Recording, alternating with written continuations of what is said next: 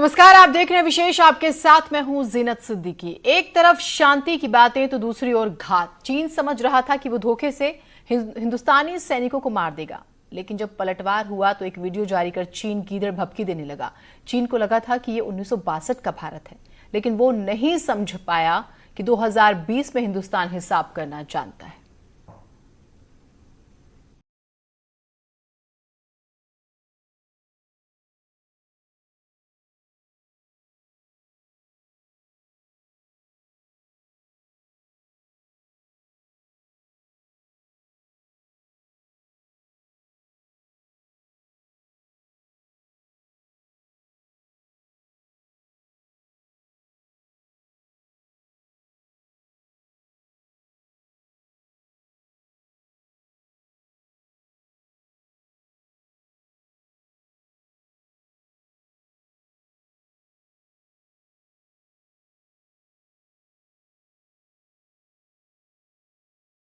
चीन को भारत का करारा जवाब।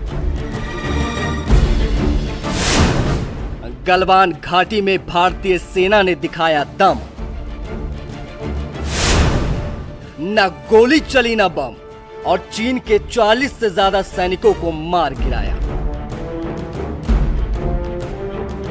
बिल्कुल चीन को ऐसे हमें भी गर्व हो रहा है। हम अभी हमसे कहें तो हम भी जाने।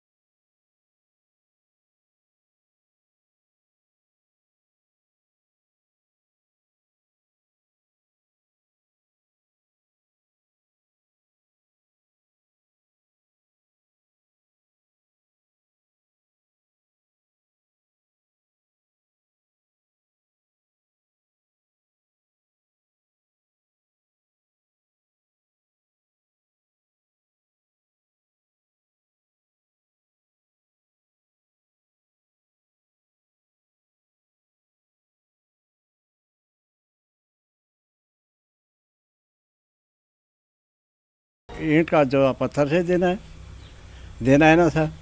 तो हम कोई कमज़ोर तो हमारा देश है नहीं जो कि हम किसी चीज़ तो पाकिस्तान वहाँ से अलग कर रहा है, नेपाल को भी उधर अलग कर रहे हैं, उधर चाइना अलग ले रहा है।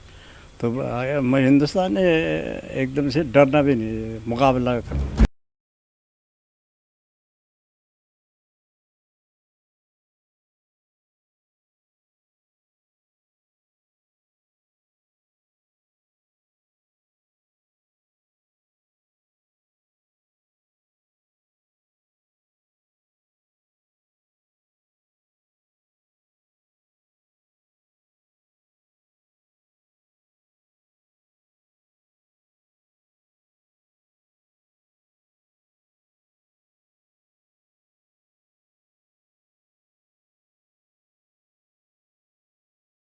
क्यों नहीं कर पा रहा है?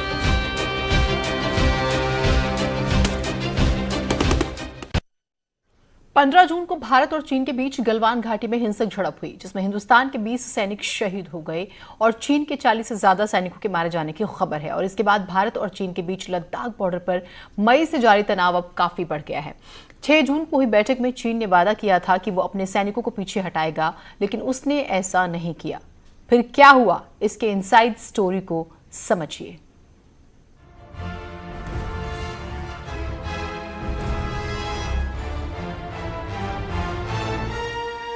गलवान घाटी में हिंसक झड़प,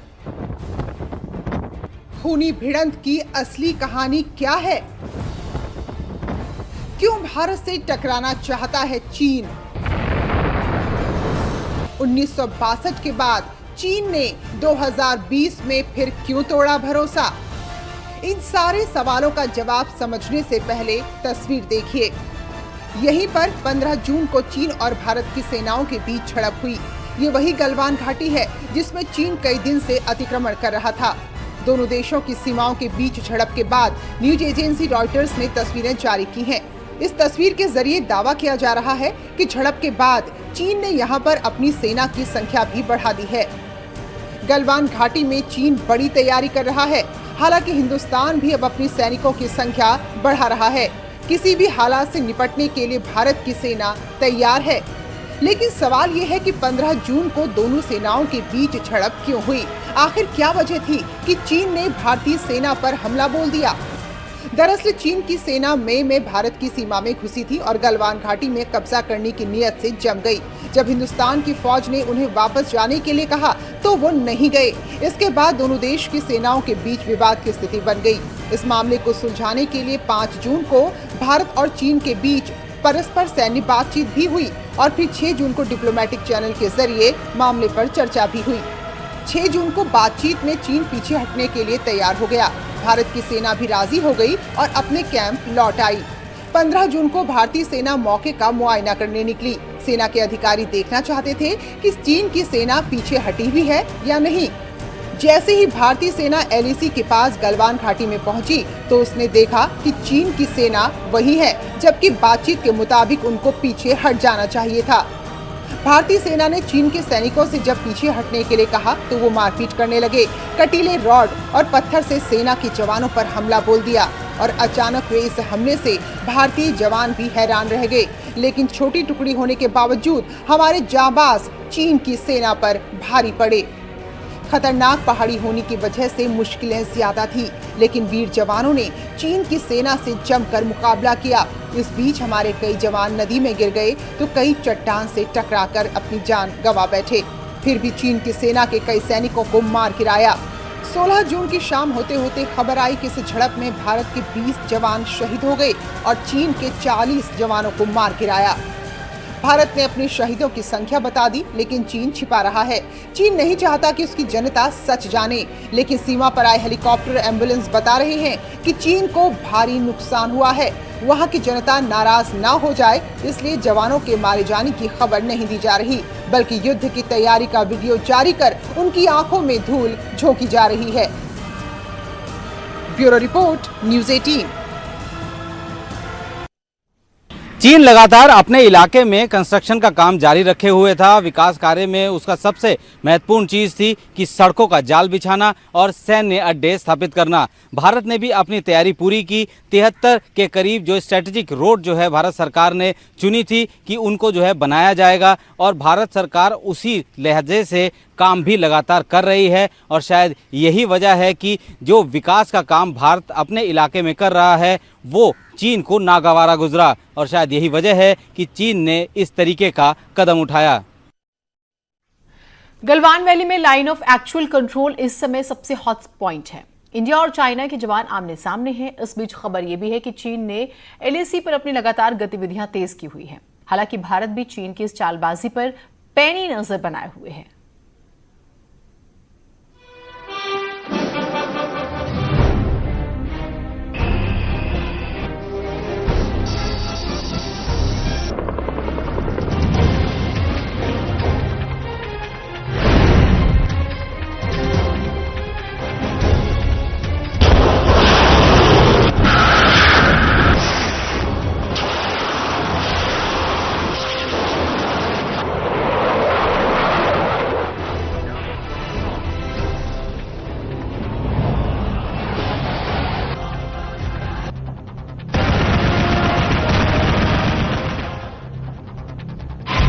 बॉर्डर पर तनाव बढ़ाने की कोशिश करता चीन।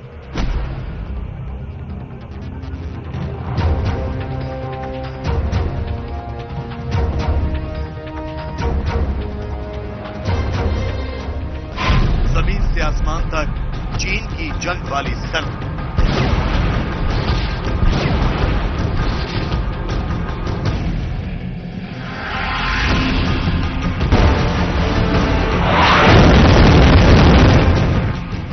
लाइन ऑफ एक्चुअल कंट्रोल यानी LAC।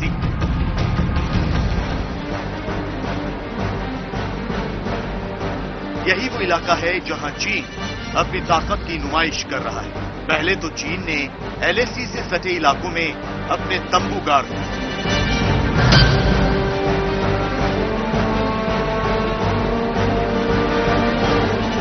धीरे धीरे वहां अपने सैनिकों की तादाद बढ़ाने लगे।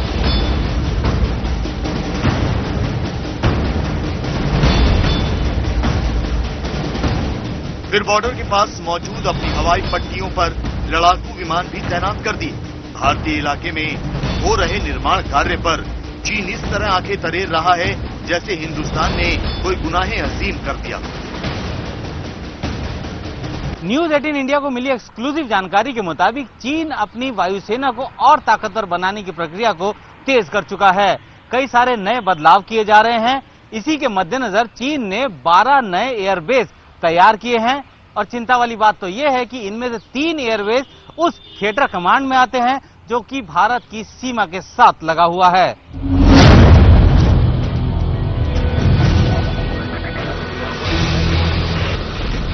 चीन की वायुसेना उसकी रीढ़ की हड्डी। चीन को पता है कि किसी भी जंग को जीतने में वायुसेना का क्या किरदार होता है। लिहाजा भारत से जारी गतिरोध के बीच चीन ने अपने जंगी बेड़े को और ज्यादा ताकतवर बनाने की कोशिश तेज कर दी। चीन ने अपनी हवाई ताकत को मजबूत करने के लिए 1-2 नहीं बल्कि 12 नए एयरबेस बना लिए। चीन ने नॉर्दर्न कमांड और वेस्टर्न कमांड में 3-3 नए एयरबेस बनाए। ईस्टर्न कमांड, साउदर्न कमांड और सेंट्रल कमांड में 2-2 नए एयरबेस बनाए। खास बात यह है कि चीन का वेस्टर्न कमांड भारतीय सीमा के बेहद करीब है। इन सभी कमांड में surface to air missile brigade यानी SAM, रडार ब्रिगेड और एयर डिफेंस ब्रिगेड यानी AAA की तैनाती की गई। चीन में मिलिट्री स्तर पर और कूटनीतिक स्तर पर, जिसे डिप्लोमेटिक लेवल कहते हैं, उस समय भी बातचीत हुई थी और डोकलाम की समस्या का समाधान हुआ था।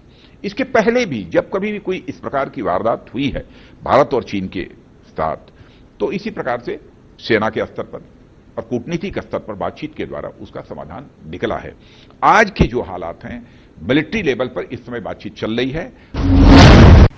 1962 के बाद कभी भी इस गलवान वैली में भारतीय सेना और चीन की सेना के बीच में कभी भी फेस ऑफ की घटनाएं नहीं हुई। सवाल ये उठता है कि आखिर चीन ने गलवान वैली को ही क्यों चुना। उसके पीछे कई रीज़न बताए जाते हैं, जिसमें से 2 सबसे महत्वपूर्ण ये है कि भारत ने जिस तरीके से रोड तैयार किया DSDBO तक के लिए, वो चीन की आंखों में खटक रहा था, और दूसरा ये कि चीन की ज़्यादातर सेना LAC पर जो मौजूद है उसका ज़्यादातर पार्ट जो है वो शिनजियांग प्रांत में है, जो कि गलवान इलाके के बेहद करीब है। और शायद यही वजह है कि चीन ने इस बार ईस्टर्न लद्दाख के इस गलवान इलाके को विवाद के लिए चुना। कैमरामैन दीपक बिष्ट के साथ संदीप बोल, दिल्ली, न्यूज़ 18 नेटवर्क। एक छोटे से ब्रेक के लिए रुक रहे हैं, आप कहीं मत जाइएगा।